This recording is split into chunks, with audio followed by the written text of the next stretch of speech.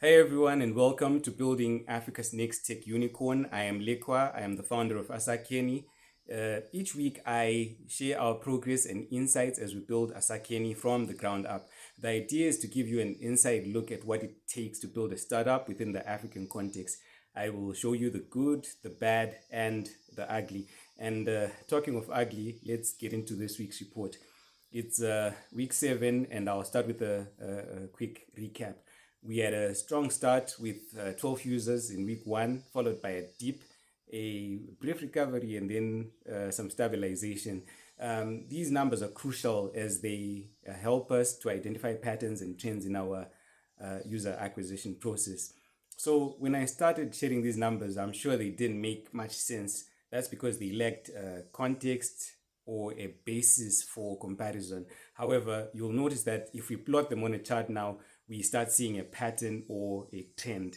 Now, let's dive into the data. The chart you see shows 2 lines. The blue line represents our cumulative users, which has been steadily increasing. The red line represents our weekly growth rate. As you can see, there was a sharp decline after the first week, followed by a slight rise in week 3, and then a steadiness in week 4. Ideally, the red line should show a consistent upward trend, indicating steady weekly growth. However, our current trend shows we haven't achieved this yet, meaning we still have a lot of work to do to achieve product market fit. Right now, our data shows that while there's interest in our product, we haven't fully resonated with the broader audience yet.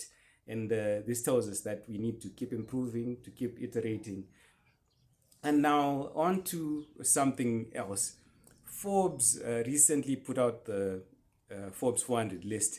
One thing that stood out to me is that the sectors with the most billionaires are technology, followed by finance and investments, while sectors like agriculture and mining lag far behind. Not to say they aren't lucrative, but it made me think. People often say we need to solve African problems, which sounds good, but what exactly is an African problem? Is it corruption? Is it Ebola, hunger, inflation, or mismanagement of public funds? So we're often told that Africa is rich in minerals, culture, climate, and so on, which is cool. Power to the people. But then how come less than 1% of global venture capital has gone to African startups since 2012? Meanwhile, innovators like Elon Musk are exploring space and creating advanced technologies, and African entrepreneurs are being told to solve African problems.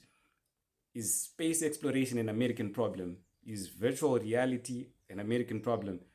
So to me, it ends up sounding like, hey,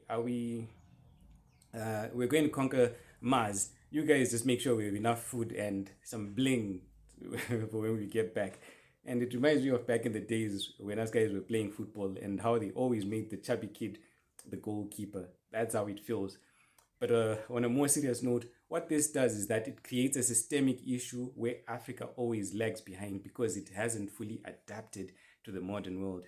The global economy rewards innovation and technological advancement, and it's crucial that we position ourselves within this framework. So I always look around and it always feels like we are 10 or 20 years behind when it comes to technology. And that's because we aren't thinking high level. We aren't thinking at that level of being visionary. Why is everyone sending rockets to space and not us? I don't believe we need to even catch up. We need to rethink everything and maybe find our own path to Mars that requires a bit of creativity and some dreaming. Thank you for tuning in. Your support and feedback are invaluable as we navigate this journey. If you found this helpful or insightful in any way, don't forget to like, comment, and subscribe, and hit that notification bell to stay updated with our latest videos. We're building Africa's next tech unicorn. With every challenge we're reborn.